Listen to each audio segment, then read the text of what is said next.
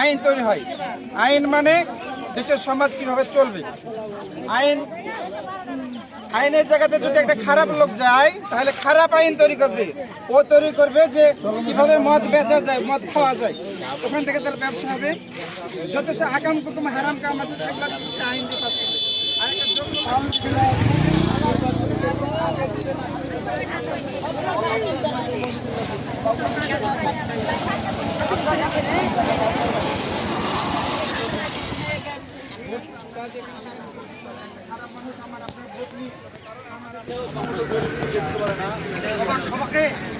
সবাকে লিখতে হবে।